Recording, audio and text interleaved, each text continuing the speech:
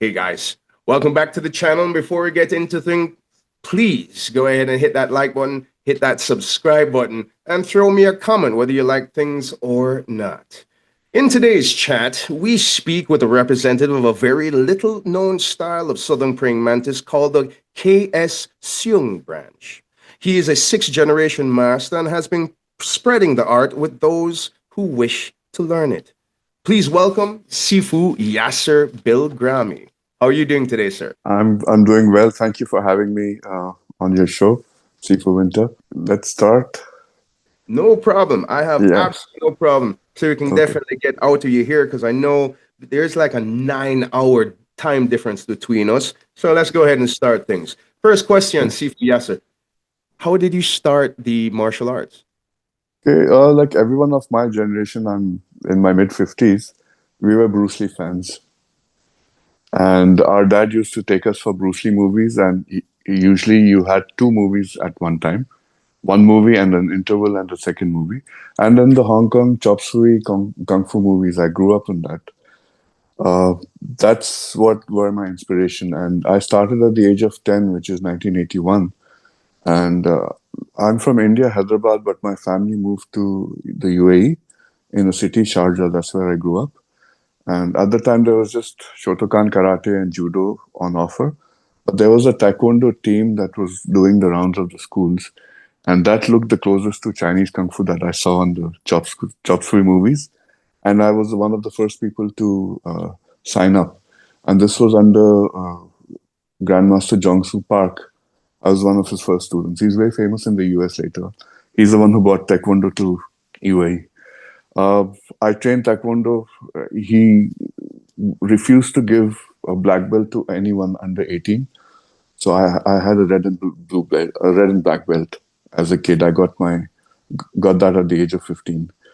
Uh, Fast forward a bit, I went to my uncle Sensei Rashid Ansari to further learn Taekwondo. He gave me a green belt. And from there, I got introduced into the internal arts. I learned Tai Chi. I started with Tai Chi. This was in 1994 in the beginning. Xing Yi and the Wang Shujin system of Bagua from 96. And I still train these styles. In From 97, I started learning the old Yang style Tai Chi as taught by the late Earl Montague. I still practice that. I have a black belt in Taekwondo from the old days. I have a second and black belt in Hakoryo Jiu Jitsu. I didn't go for my third test. I studied Wing Chun, but Southern Mantis was something that got my eye, and we were talking about Sifu Manuel Rodriguez and see how the circle turns, because I had read about Southern Praying Mantis in this Inside Kung Fu magazine in 1993. It was like the Chugar, the Forgotten Mantis style by Sifu Bilgrami, and this is the same style that was of the teacher of Sifu Manuel. And I need to learn somehow, find that and learn. That's how I got the idea of Southern Mantis. And the city of Calcutta in India has the only Chinatown in the country, because that's where the Chinese migrants were brought in by when the British were ruling India. Calcutta was the capital, and the Chinese migrants came there and they stayed there. So they brought their kung fu with them. So my Tai Sigung, he was a merchant marine. His name was Chen Q. So he brought our version of Southern Mantis to India at the turn of the 20th century. And it's a very closed, it was always a closely guarded Hakka style, because the Hakka only taught, other Hakka. Uh, I actually stumbled into this in a very funny way. I was sitting one day and just Googling Southern Mantis, and I just typed India. And it took me to a chat where my Kung Fu brother was defending himself against somebody else, and they were talking about Southern Mantis. So I contacted him, and his name is Devan Sinha. I didn't think I would receive a reply, but I got a very polite response from him saying that yes, this is a Southern Mantis style which has been in our city for the past 80 years, and my Sifu is one of the three, indoor disciples of our grandmaster. And this was June of 2009. I immediately called them up, and I flew down to see the style. And by that time, had a very strong foundation in Tai Chi, Bagua. I've been a bouncer, so I've used these things in the past. So when I saw the style, I was like, yeah, this has a lot of value to it, because I could see the intrinsic mechanics. And from there, there's no looking back, because I studied one on one with my Sifu.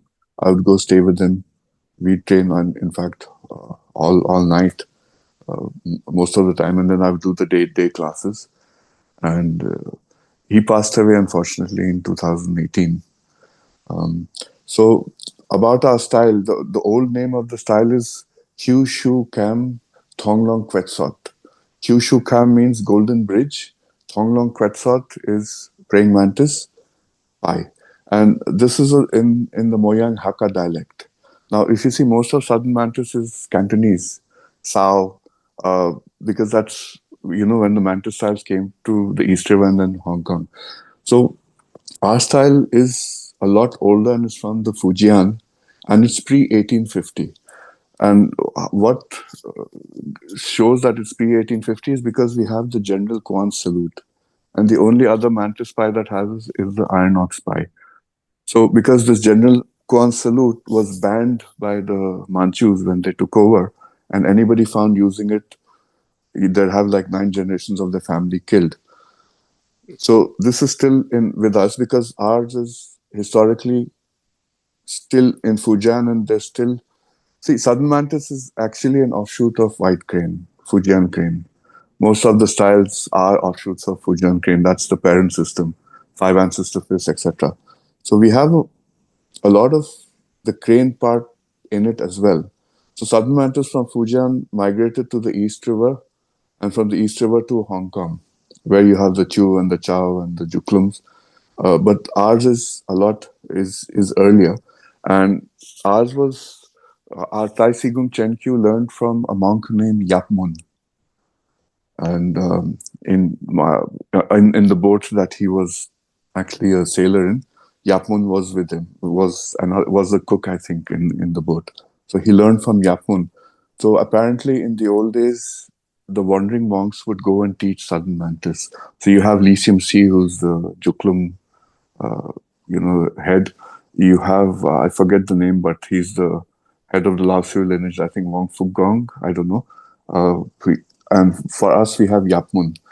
So the old mantis styles were focused on one power form, which with us it's called Kyubujin 9-step arrow. With other lineages, it's 3-step arrow, or Xingjong in Juklum, and 18 different patterns of Sansao, short sequences of movements. These were were the mantis styles in the old days, and the masters built on the Sansao and expanded the curriculums. But the heart and soul of mantis is always Cubujin. So Chen Sifu brought the style to India, taught my Sigung KS Seung, Hien Seung, and handed over the style to him in sometime in the 50s. And incidentally, a lot of Chen Sifu students migrated from India, because there was during, I think, 1960, early 60s, there was the India-China war. So a lot of the Chinese were harshly treated in India. So a lot of them migrated out. So a lot of Chen Sifu students migrated and settled in New York, Baltimore, Philadelphia, and Canada, and Albuquerque. In fact, Albuquerque, New Mexico, one of Chen Shifu's students' son is still there. His name is Alex Liu. He's our age. He's a student of Sifu Withrod of Chowgar, but he also learned from his father. So our style is also there in New York. In 2017, I visited New York, and I met some of the elders that are there. And I don't know whether they were teaching, or they have one or two students, but it's always been kept under the radar. So our style's been in New York since the late 50s.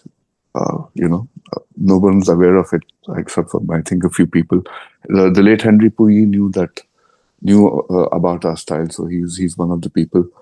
So Yung Sifu, realized that, he was very broad-minded. So in 1975, he said, okay, I need to open this style to anybody who's interested in learning. So he opened it to everybody, and that's where the Indians started learning. And his last three indoor disciples were my late Sifu, my late Sibak Liko Sen, he passed away from COVID, unfortunately, and Sifu Akbar Singh Thikari, he's still alive. So these were the three indoor disciples of KS Hume, Sifu Hume. Now, what differentiates us, our style, is that the internal mechanics are very, I call it Tai Chi in a bottle, because even Hume Sifu said that the difference between Tai Chi and Southern Mantis is 1920, which means negligible. Uh, when you practice a Tai Chi style and you bring it to the small frame form, is where Southern Mantis starts. Okay, so much so that I don't like. I practice more of Southern Mantis, and when people say, "Hey, why don't you do Tai Chi?" It's like, "Yeah, I'm doing it anyway through my style." Yeah, it's the same thing. Only thing is, it's more condensed. Uh, you get the power a lot faster. Uh, in my experience, and also with my students, my guarantee is that between 9 to to uh, 12 months, like a year, or a shorter time, you will get the power, if provided you train correctly. So it's a cop out that you say, oh, it takes 20 years. It doesn't. It takes 6 to 8 months for a student who's already has a background, and for a newbie, it would take 9 to 12 months, not more than that, because you're breaking bad habits in your body, and you taking your body back to a natural state. So our system, it's actually, we also have something called Sin Kung, which is spirit kung fu, because this is from the Maoshan sect, and it's intact. And one of my students, uh, actually just 2 years ago, completely resurrected the Sin Kung with his research, through his research. So I'm the custodian of the Sin Kung right as of now. Uh, we can go into that. There are many aspects to it. But what I would say is that it's repatterning of your reflexes. Okay. So our main form, which in Chinese systems, the first form is also the most advanced form. So our main form, Kyubujin, the power form, is also neurological entrainment of the style. So the style is inside you as a living entity, but that means it's your subconscious movements and patterns are patterned as per the mental style. So your reflex of that would go, would be that as a reflex. So the training is geared towards that. Our footwork, if you know, there's this famous footwork called the falling step that Jack Dempsey and Bruce Lee used to do. We have that entrained in our Kyubujin. We call it the Yin Yap Shu, which means the lotus leaf footwork. That's actually, it's also like the mud walking in Bagua, where you can actually throw your mass forward while being rooted. So that I haven't seen in other mantis styles. But Is that, it, may I ask, yeah, please ask. excuse me, um, is that that walking exercise some way similar to walking the horse from like Yeah, Pac-Man? it's walking the horse. It's walking the horse. It's called the chop step in some of the lineages. But the way we do it, it's like the chop step, but breathing, coordinated breathing is involved as well. So you're actually breathing with the step, and it's only a training step. You'll never use that in a fight. It's only to teach you attributes, to just get in there. And the whole idea of mantis is you don't do a monkey dance. Like, you're not all over your opponent, okay? And you're not a human punching bag as well, that stay to get hit. You're like a mantis. You're absolutely still. When you need to move, you go from 0 to 100 like a Ferrari, and you need to get the job done in 2 moves. If 3, then that means you need to learn how to run. Because if you see a praying mantis, if you see any video of a mantis, it's always standing absolutely still, and then in a second it catches its prey. That is the whole idea between Southern Mantis. You don't move, I don't start, but when you move, I get there before you. Okay, so this is see, all the Mantis styles are the same because the engines are the same. It's just that, like, if I give you rice and oil and chicken, and I give somebody else rice and oil and chicken, the two of you would cook it in a very different way. It would smell different, it would taste different, but it's rice and oil and chicken. So the same with all the Southern Mantis styles. They have all of that in common. Uh, the Sin Kung part, not all of them have. I can just briefly run that with you. This is Yes. our Sin Kung actually. Since you're a Pakme guy, you would know that this inverted fire sign is there at the Pakme altars. This sign, Shen, spirit, okay, it's a very old Taoist mystical sign. You won't find it in Chinese characters. This is supposed to be the gateway to the ancestors. This is the chant. Now, that's at a different level, but at a basic level, it would be that, okay, the system is so hardwired into me that based on thought, I can use it. That is, for me, that's what Sinkung is. And of course, it's a genetic bundle that I've taken on from what my ancestors have uh, put together. So that genetic bundle is what I'm embodying. So that's how I envision Sinkung. And yes, of course, there are esoteric aspects to it, uh, but we won't really get into that. So in our style, and in my belief, in any kung fu style, the foundations are the most advanced part.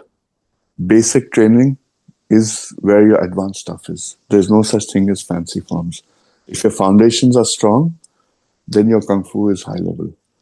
Because realistically, in a fight, how many moves are you going to use? 3 or 4? And in that time, you might as well go get in there with absolute power and finish the job, right? You're not going to be, unless of course you're in a ring scenario. That's a gladiatorial sport. That's completely different, where you're sizing your opponent and you're in the ring. It's not that, like in an altercation, even between two masters. It's who gets there first, and who gets there with the most wins. So this is the mindset of our Southern Praying Mantis style. So Jung Sifu in 1975, when he opened up the style, he was very specific about how he taught it, and it had a very join the dot protocol to it. That you start this way, then you move on to this way, and we have 5 forms, 5 empty hand forms, which are essentially, I think the second one, Paisit, I take it as Badwan Gun. The Badwan, I think that's what it is. In fact, Hyung Sifu said that, yeah, this is, if you want to do Qigong, you do the second form. Um, the, the the last 3 forms are actually the Sansao, put together to form a set. And I see a lot of commonalities with Chuka, the Chuka Sambuchin, though some of those moves are with us. I see some commonalities with Chugar and the Chaugar, the hands. I see some commonalities in Juklum. Okay, so going back to the foundation training, you need to put the kung fu in the student's body. That's the most important thing. Okay, and that can only be done through boring, repetitive work. And unfortunately, or for people nowadays don't have that time or the mind frame to do that. But if you really want to get good at kung fu, you just make sure that you're an expert at the basics. Even my practice, it's just basics, and maybe the energy form and 1 or 2 of the hands. But whenever I go back to revisit any of the forms, because my basics are foundation is getting stronger, my forms are better. Oh, Okay. definitely understand. And Sifu Bilgrami, I am completely in agreement with you when you say that the basics are the most important, because it's very true. In my school of Tai Chi, I'm actually a student of Master Stephen Hua from Wu style, Okay. and yeah, classical Tai Chi, small frame. and one of our first exercises is silk reeling. And we always say when we're teaching new students, this might be a basic exercise, but this exercise is profound. You're not doing Tai Chi if you're not using silk reeling. Absolutely. I'll tell you of another, since you're also a Pakme practitioner, you know, Tun Tao Fo Chum, float, sing, swallow, spit. Where Yes. do you think that's in Tai Chi? Grass sparrow's tail? Yeah, Yes, it's grass sparrow's tail. You know, exactly. float, sing, like swallow, spit. Uh, Yes. so, and also, see, Chinese martial arts, they have, because China is one country. It's just that everything developed separately, but they developed with the same bread and butter methods, right? Same principles.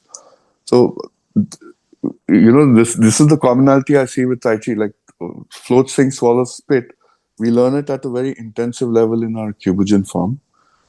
In Tai Chi, the heart of Old Yang or any Yang Tai Chi is grass sparrow's tail. Till you know the 13 dynamics till single whip. All of them are there in Kyubujin in a different way. It's just that the yin and yang is more pronounced.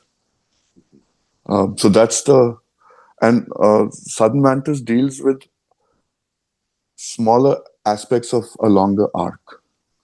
So let's say if the parent method was very long, something like so long, the mantis part would just focus on this part, like this level here, and get the short power behind it.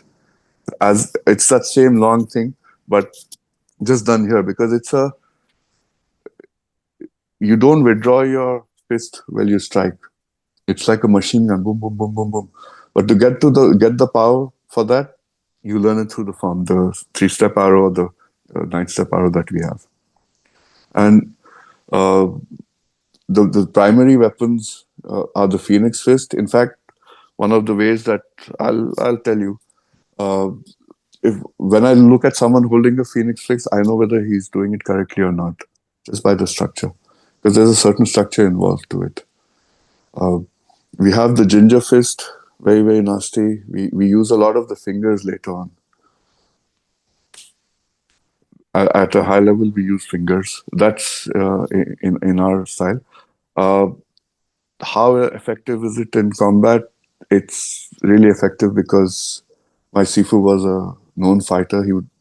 He actually wore glasses and he would not remove his glasses on purpose because he wanted the guys to attack his glasses, like attack him his face. But he was just 5'7", but he made the system work. Mhm. Hyung Sifu was. I'll tell you a story. You have these old world padlocks, iron padlocks. So the class was locked, and this sometime in the 90s, not even something far behind. And someone lost the key or forgot the key, so he got really irritated. And we have a move called the Qian Tang. Qian means punch, Tang is Zheng Tang, the energy like shock power. So he was like, and boom, he hit it, and he hit. It didn't break open, but it just got open, like the lock thing opened, and everybody saw that. My Sifu, late Seabak, and they're like, oh, okay. Then they put 10 times more effort in learning the style after they saw that. And Hyun Sifu was probably in his 70s now at that time. His son Michael is still alive. He's 70 and in the best shape, although he hasn't practiced for years, because the kung fu's in. Once the Kung kung Fu. fu gets in, it doesn't get out. Okay, I understand. That's Once you great. rewire your instincts, you can't go back to being, like once you rewire your instinct, as a Tai Chi man, once you rewire your instincts, even if you leave Tai Chi, it's not going to go away. No, Your Tai Chi body will be there. Same with Mantis. So this is our style in a nutshell. How is it used practically? Okay, I have stage 3 colon rectal cancer. I'm on my 4th chemotherapy, but everything is kept at bay, the side effects, because I do my work. like when people see me, they're like, oh, really? The only thing is I've had slight weight loss, but I'm right now as we speak, I have stage 3 cancer, but it's no big deal because the energy work is keeping everything at bay. And I've also started learning, I think, the Chowguard system under my friend Sifu Kuifeng and Grandmaster Wang Chi Kung. So it's been 5 months that Sifu Kuifeng has been teaching me his version of Sambuchin, the internal Sambuchin, because he's a very close friend of mine. So so I'm also branching out in other styles. My Sifu asked me to learn Pakme when he was alive because he thought it would augment what I already know. So for 10 years, I've been also training in Pakme just to understand my own lineage better. It's like, you have the katana, the basic cut is a 45-degree cut, and you have all sorts of cuts, but you come back to that 45-degree cut because the other cuts are there to teach you to understand the 45-degree cut. So that's my journey in a nutshell. And it's a great journey, I will tell you that. You have an extensive experience in martial arts, not just Chinese martial arts. You said you started with Shotokan, then you went No, to no, I started with Taekwondo. Taekwondo. Taekwondo and then to Yeah. Shotokan. No, no, Okay. no Shotokan, no karate. The only Japanese thing I did was Hakoryu Jiu-Jitsu here. Oh, okay. You You see, did. this is handwritten Soke's wife for I Mhm. think my second dan. It was a Okay. really lovely system, and again, that's 25 years ago, not even something now. All right. But Yeah, you also have extensive experience in Taiji, Xingyi, Bagua. yeah, that's like 33 years in all of those. Before I got into Mantis, I only got into Mantis because I love this style. It's like I don't need it for fighting, but I like it, so that's why I do it. That's awesome. That's awesome. So, with all of that experience, right, in a plethora of different Chinese martial arts, I have to ask, what do you think is the most difficult part of developing Kung Fu? It's putting the kung fu in a student's body, breaking old bad habits, and that's only done through repetitive, boring work. There is no way around it.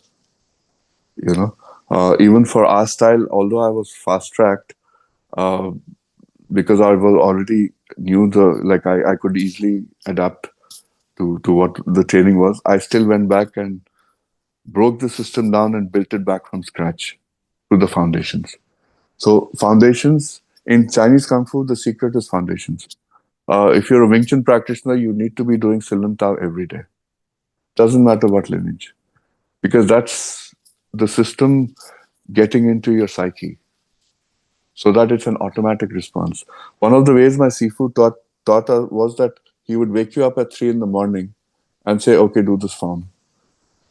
And if you do it correctly or 80% correctly, that just meant that the form was embedded in you, that you could use it spontaneously. See, because you can't think of techniques, you have to be spontaneous because a fight is very chaotic. You can't think, oh, he's going to punch, so I do this and I do that. If someone attacks, you attack and attack and attack. Because that also throws his switches off because he's used to you. He may think a street fighter that, oh, I'm going to block. Sorry, he'll do a feint and,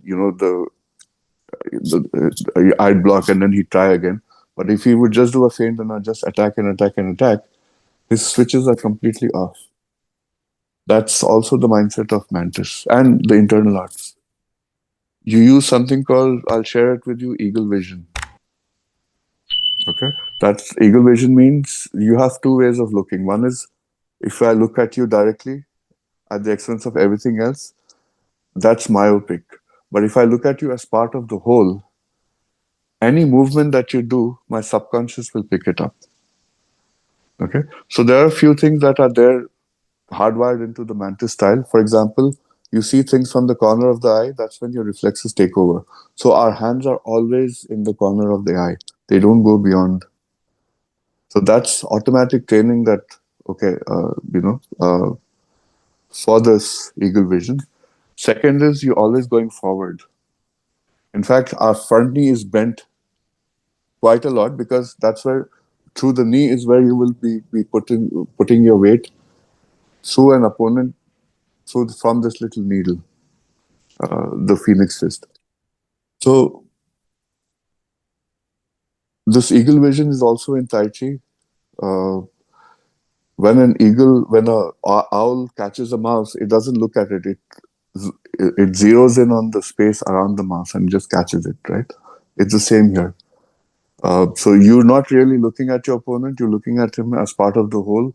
So your subconscious is triggered and your system is sitting inside waiting to come out.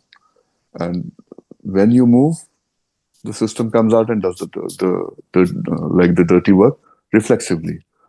So how to get that is you need to train correctly the foundations as much as possible so that at the heat of the moment you get the most out of that situation. So as an example, if you see a tennis pro practicing, those arcs are very beautiful and wide. But in the heat of the moment, the arcs are like very, short and so the same arcs, same over here. So when in the heat of the moment, when you need to use your style, you need to get the most of your style out from your subconscious at that moment. And the mantis style, our cubogen, our first basic seed form, that's what it's all about. That neurological entrainment. It's not a technique form. There are no techniques, they're just principles. You understand the principles, you embody them, and then you get the understand the power so that the power then gets translated into the sansao. So whatever method you use, the power comes out. So Perfect. that's a little, our style in a nutshell. But Mhm. you'd be familiar with that. I know your Sifu, your Pakme Sifu, Sifu Richard as well, by the way. Okay, that's Yeah, yeah, awesome. yeah, yeah. That's absolutely awesome. But getting back to what you said, the way how you answered that when I first asked it, I really do enjoy that answer. I asked, what is the most difficult part of developing Kung Fu? You said putting Kung Fu into the body.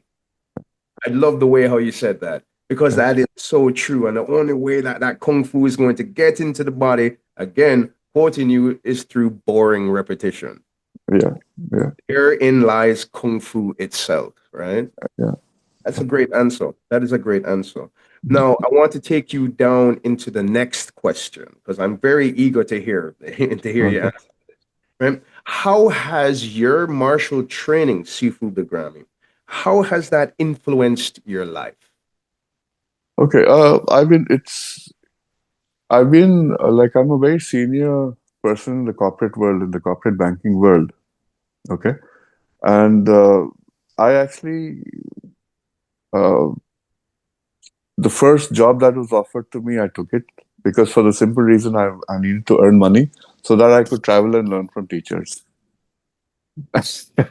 And then I thought, okay, since I'm here, I might as well do a good job. So I just rose up the ranks, and my last main role was a group chief compliance and officer, MLR, etc. A very senior position in investment banking.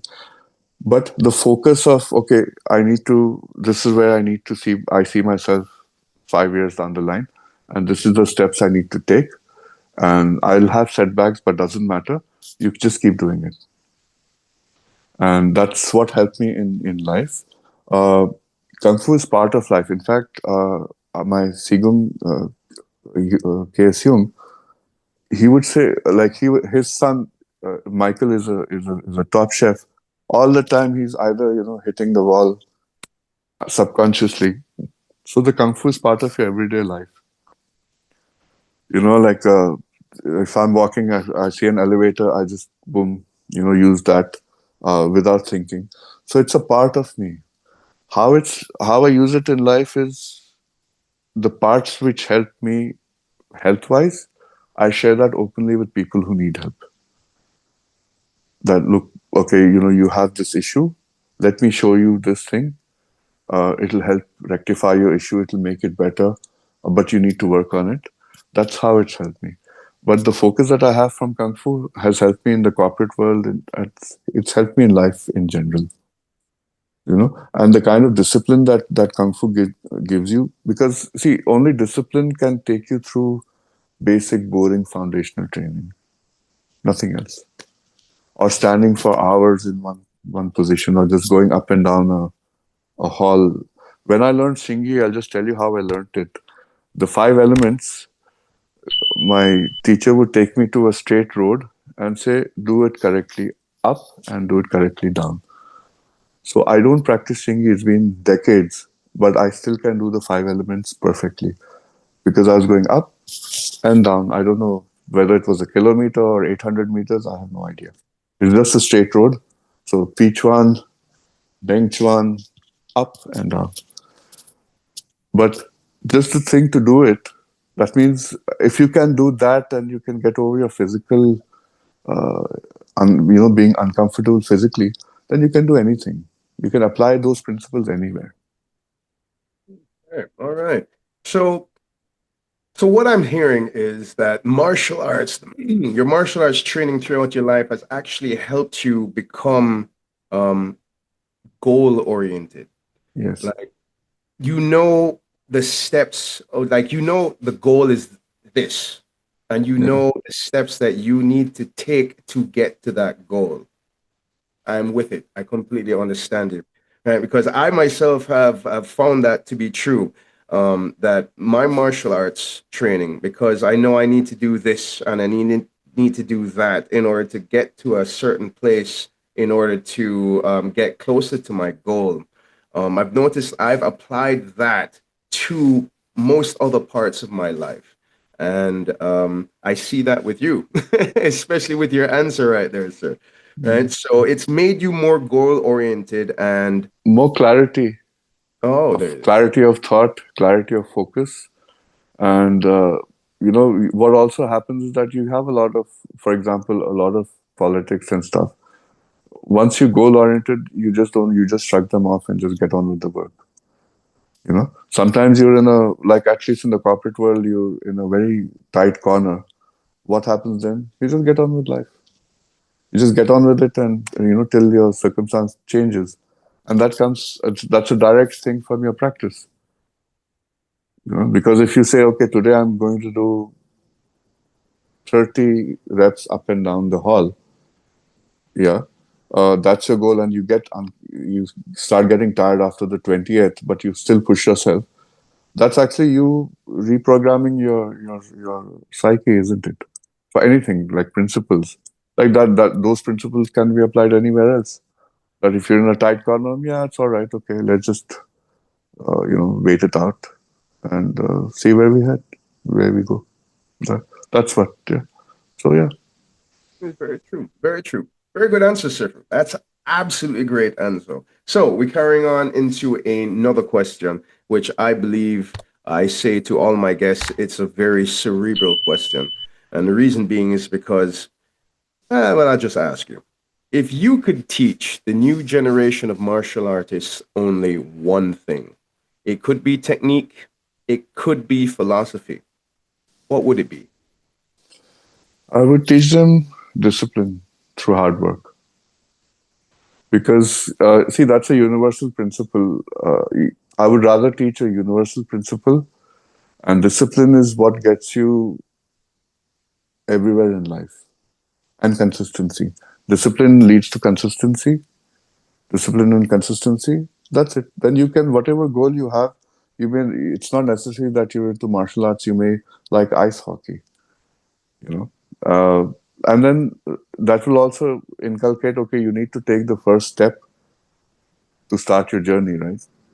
So these things. That so this discipline is most important. It's a cerebral thing because we always going for that dopamine hit. But if you're doing something boring and that dopamine hit is under your control, and then maybe that dopamine hit, you transfer it to what you're doing and make it more exciting. That's Yeah. very So you're making the best of a very bad situation. Like, who likes to stand in a hot stance for long? Yeah. But if I start loving it and smiling and being happy about it, yeah, then it's a very difficult situation I've put myself in. So principally, anything else I face in life, I'll use the same principles, right? Yeah, that's what that's important. Of the two answers of discipline and consistency, between the two, for me personally, consistency is what hits home. Because as you had said earlier, and I love that quote again, putting the kung fu in the student's body, that Yeah. can only happen through consistency. Right? Yes. And of course, you need a discipline to train the mind in order for them to carry on with the practice. Yeah. So again, brilliant answer, Sifu Bilgrami. Absolutely incredible. Now we're going into the last question, and I always ask, and I always say it's the hardest one. But let's go ahead. How can you be contacted? Very simply, you can reach out to me on Facebook Messenger. I actually don't actively teach, uh, because one, the system is not for sale, and two, I can't have a whole hall of people. I can't teach them because I'll be doing the system and them injustice. So it's always about two or three people at a time, and unfortunately, people don't have the mindset to learn or to follow. And people have a herd mentality because something is obscure and not known means it's not valid. Something that's famous because the old teachers have made DVDs and were featured in magazines, their system is valid. That's just rubbish. But I face that a lot, and I'm really not like I'll teach somebody who's genuinely interested. That goes without saying. But yeah, that's about it. And you have to learn face to face because Mantis is a hands-on system. I made the mistake of like I had two students. One I taught him online because he had experience, but he couldn't grasp it. Although he worked very hard, he couldn't grasp it. The second guy took my mechanics, went to Okinawa and got himself a 7 dan in Goju-ryu. And that pissed me off big time. So it's like, Yourself yeah. as well. So, so I'm very careful about who I teach. Because these are the old Sanchin mechanics from White Crane. Yeah. They're across the board, like the Sambochin, even the Jigpo, all of that. These are all those mechanics repackaged in different ways and reformatted. Mhm. And in Okinawan karate, yeah, it's there, but not to the sophistication that it's there in the Fujian or these other styles. So to take my internal mechanics and put it in karate and showboat in front of the grandmaster is not something that I. So after that, I'm very careful about who I teach. All right. That's very understandable. I would be Yeah. very, very, very, particular about who I teach as well. Yeah. Um, But in case somebody sees this interview, Sifu Bilgrami, and they say, I'd like to know a little bit more about you, about the style, and so on. Would they be able to give you a little bit of a contact to ask you? Yeah, you can. I have my YouTube channel as well. I've put on a lot of clips on my channel. Uh, you can email me. My email is very simple. It's ybilgrami@gmail.com. Y for my first name and Bilgrami surname at gmail.com. And I'm happy to help anybody, provided they come from a genuine space. And Facebook is the best way to get in touch with me. Instagram is the best way to get in touch with me. I have a Haka Mantis page for my lineage on Instagram. And just to reiterate what you said about Facebook being the easiest way to get in touch with you, that's how we got in touch. Exactly. Yeah. Facebook. And I do have to thank you very much for the time that you have taken to speak with me, Sifu Bilgrami. You have taught me about the KS Seong branch of Southern Praying Mantis, which I had absolutely no idea about. And I Yeah. thank you so much about it. You've Thank you. also been able to put links into Taiji, Southern Praying Mantis, Xingyi, Bagua, and other internal arts that you have studied. And for that, I am very gracious. So, Thank you. thank you very much, Sifu Bilgrami. It's been an absolute honor. Thank you.